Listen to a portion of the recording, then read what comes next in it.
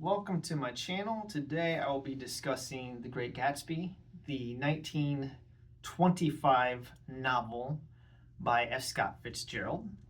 And I will briefly touch upon two of the multiple film adaptations, the 1974 version starring Robert Redford and the 2013 version starring Leonardo DiCaprio. So I'll get to those in a minute. I want to talk about the novel first. So yes, this is the Centennial Celebration of this book in the year of our Lord 2025. So if there was ever a time to read The Great Gatsby, I think is a good time to read this book. It's not very long, as you can see, really short. And some people would say it's more of a novella than a novel.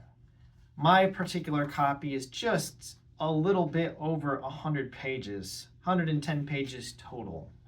So I think it's because the print is really small in this one. But yeah. So talk about it real quick. I'm not going to go into all of the details on this book as far as plot, narrative, and everything else. I'm not going to give you like a summary of it. I will touch on a few of the key characters here. But before I get into that, I want to discuss F. Scott Fitzgerald's publishing of this. So this was an unsuccessful novel for him.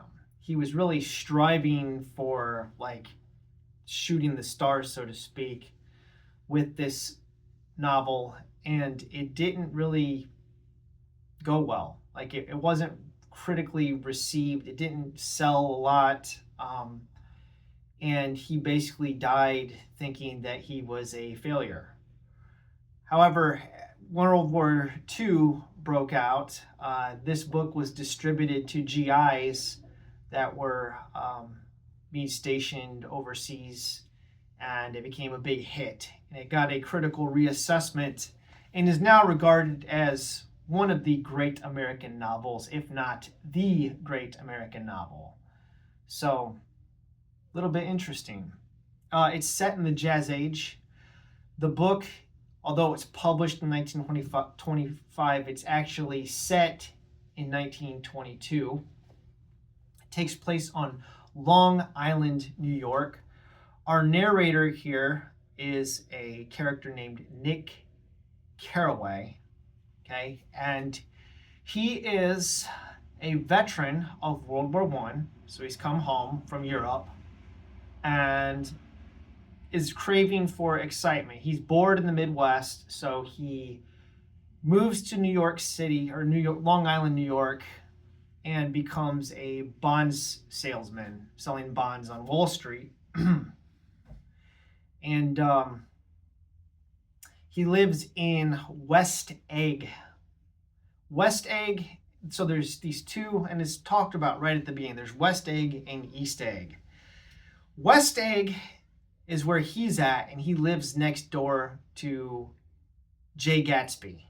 That's where we get the title of the book. Jay Gatsby lives in a mansion. Jay Gatsby is also a veteran of World War I.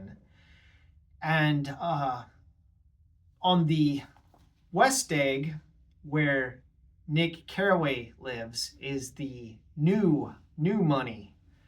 Okay? And then there's the old money that lives in East Egg. And they're across from each other. So one of the things you'll see in the novel is Jay Gatsby going out and looking across to where the East Egg is at, and there's this green light which features prominently in the novel that he stares at. And people have debated about the symbolism of the light, what the light represents, and yada, yada, yada. And I think they're overthinking it, in my opinion. I think that the green light that Gatsby is pining for is really just represents his dream, idealism. He wants to get together with his old girlfriend, Daisy. Okay, that's what it is. It's this thing that you can't attain. And just don't overthink it. It's an illusion. It's the unattainable illusion. That's what it is. At least in my opinion. All right. So yeah, Jay Gatsby wants to get together with Daisy, his old sweetheart. He met her when he was stationed in Louisville. Everybody in this book is from the Midwest. They've all moved to the East. They're all in the big city for the glitz and glamour of the big city life. You know, the American dream. But she is married to what's described as a brute, a hulking man named Tom Buchanan, who is old money. He's inherited a large amount of money from mommy and daddy, and he went to university. Which one was it? Was it Yale? I don't remember. And was a college football player. So he doesn't really do a lot. He just kind of loafs around and drinks and plays polo and has a mistress named Myrtle Wilson who lives in the Ash Valley. So we have another class distinction. We have the poor people, the lower class, working class people that live there. She's married to a mechanic named George Wilson, who isn't very bright. In fact, his wife is having an affair and he doesn't even pick up on it. Okay, so he's actually kind of a tragic character. Again, this book is a tragedy, but you see all the various class distinctions in the novel. So you kind of get like a microcosm of America. I think that's why this book has such lasting appeal, because you get the rich and famous, you get the people that are trying to make it, and then you get like the lower class people like myself. And Nick Carraway is kind of the guy that's in the middle of all this, like the middle class. He's trying to like climb up the social hierarchy. He's not quite there. And what Fitzgerald does with this book is he peels back the curtain and shows you kind of like how the American dream is. I think what he's trying to get at here is that the American dream is just that. It's a dream. That the reality of it is really ugly, and it's really materialistic. Like all the parties that all these people are going to. We have various parties that Gatsby throws, these people that are getting together and having parties. And it just seems like everybody's at these parties, but they're all disconnected from one another. It's all an illusion. So Nick here is probably the moral center of the novel, I guess you'd say. At least to me he is. He says at the beginning when he introduces himself, the opening line that, let's see, what does he say? In my younger and more vulnerable years, my father gave me some advice that I've been turning over in my mind ever since. Whenever you feel like criticizing anyone, he told me, just remember that all the people in the world haven't had the advantages that you've had. He didn't say any more, but we've always been unusually communicative in a reserved way, and I understood that he meant a great deal more than that. In consequence, I'm inclined to reserve all judgments. Now, he doesn't reserve all judgments. He's a judgy character, which has made him, to a lot of people, seem like an unreliable narrator, but I don't know if that's a fair assessment of Nick. Nick seems to be pretty honest and forthright with his feelings. Okay, so I actually like Nick Carraway. So yeah, this book, by the way, I think a lot of people read this in high school. So this was a reread for me. I read this when I was in Mr. Camp's English class. I think my sophomore, it might have been my junior year. I think it was my sophomore year. But yeah, Nick Carraway is I think he's a pretty honest character. I don't get where the unreliable narrator thing comes from. I thought he was pretty honest. So anyways, his cousin is Daisy Buchanan, and Daisy's married to Tom.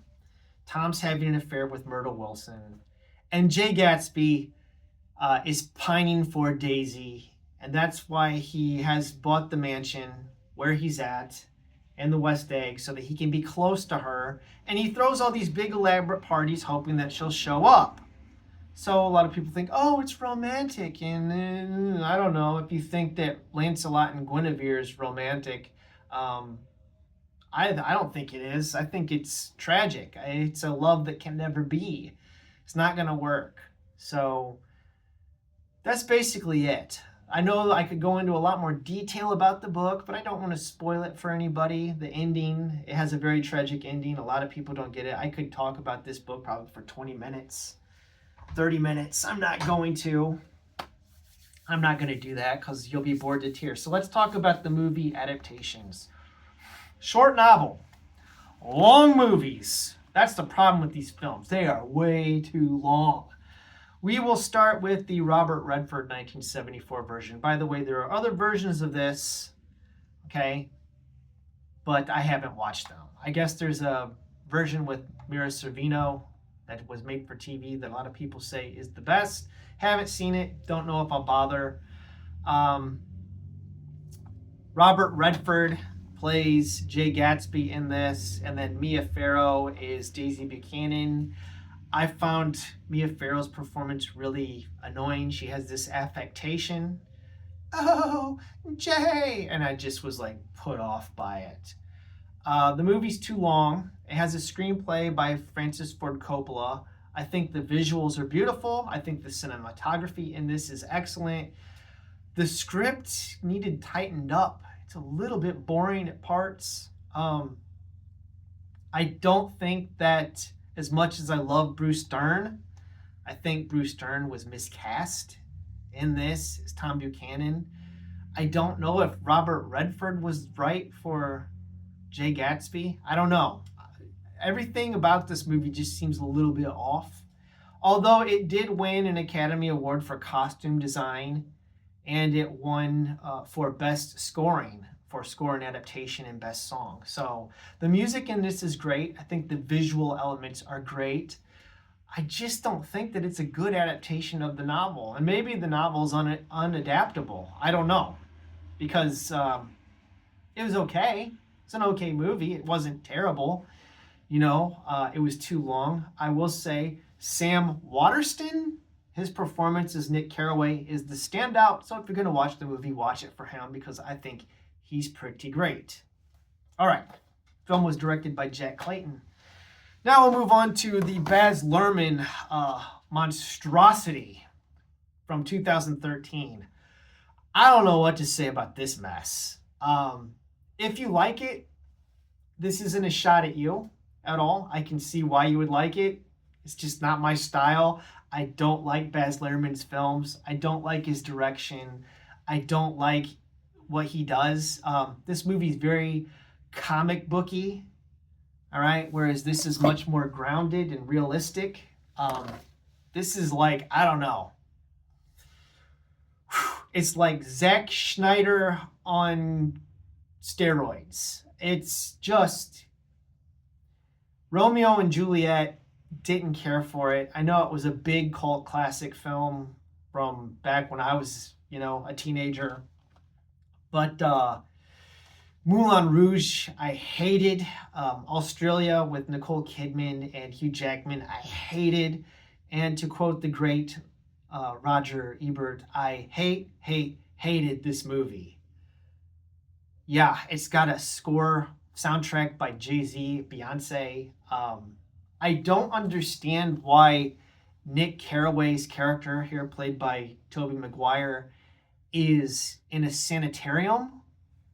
Like, that doesn't make any sense to me. That is not the novel. This novel, I think, is trying to portray this whole lifestyle as being kind of empty and crass, right? Whereas I think this movie glamorizes it. This movie's kind of somewhere in between the novel and this. So I don't think either one of these movie adaptations work very well. This clearly is better than this. It's a straight adaptation, but I think where they really screwed this one up is that they made Daisy Buchanan a sympathetic character. She's not sympathetic. So, like, what are you doing here? Yeah, that doesn't work. That's like a big fail. And it makes me wonder, Did Baz Luhrmann even read the novel? I mean, maybe the problem with this is that it sticks too close to the novel. Whereas, I think both of them, like I said, they're way too long. You could probably read the whole book in the time that it takes you to watch this. You could read the whole book in the time that it takes you to watch this. I'm not joking. It's really short. You could read the book in the same time that it takes you to watch the film. So just read the book. Read the book. Don't be fake like Jay Gatsby. Don't be fake like Jay Gatsby. That's the whole thing. It's about being a fraud and presenting a false image. And I think that it's best exemplified by a scene, which I think is probably one of the most important scenes in the novel, that is missing from both film adaptations that I watched. And it's kind of this thing about presenting a false image and being fake. It's where Nick Carraway goes to the library in Jay Gatsby's home. He has a huge Gothic library, and he walks in with Jordan, okay, this character who is a female golf pro who kind of has like a little, I don't know, a little almost semi-romantic love interest, in Nick. And they go into this library and they see, I'll just read it. A stout middle-aged man with enormous owl-eyed spectacles was sitting somewhere drunk on the edge of a great table, staring with unsteady concentration at the shelves of books. As we entered, he wheeled excitedly around and examined Jordan from head to toe. What do you think? He demanded impetuously. About what? He waved his hand towards the bookshelves. About that. As a matter of fact, you needn't bother to ascertain. I've ascertained. They're real. The books? He nodded. Absolutely real. Have pages and everything. I thought they'd be nice, durable cardboard. Matter of fact, they're absolutely real. Pages and... Here, let me show you. Taking our skepticism for granted, he rushed to the bookcases and returned with volume 1 of the Stoddard Lectures. See, he cried triumphantly, it's a bona fide piece of printed material. It fooled me. This fellow's a regular Belasco. It's a triumph. What thoroughness, what realism. Knew when to stop, too. Didn't cut the pages. But what do you want? What do you expect? He snatched the book from me and replaced it hastily on its shelf, muttering that if one brick was removed, the whole library was liable to collapse. So there you go. It's like this guy expects Jay Gatsby's books to be fake because Jay Gatsby's entire persona, that's just that. His real name isn't even Gatsby. It's Gats. Gatsby is a character that he invented, and his entire life, his entire story, he just lies. Okay? He's not who he says he is. And we find out throughout the course of the novel where he got his money, where he got his wealth. And it was through illegal means. This is the 20s. Remember, prohibition's going on. So if you haven't read this, read it. I'm not going to ruin it for you. I think there's a lot more depth to this novel than I remembered from reading it in high school. And I think maybe we're doing kids a disservice by having them read this before they have the maturity to be able to read and understand it. But that concludes this pretentious talk about The Great Gatsby. So, happy birthday, The Great Gatsby. Read the book on its centennial celebration. Thanks for watching. Let me know what you think about all of this. Which movie adaptation do you prefer? Hey, if you like the Baz Luhrmann version with Leo, I'm not going to bash you for it. I can see why you would like it. It's just not my style. It's not what I'm into.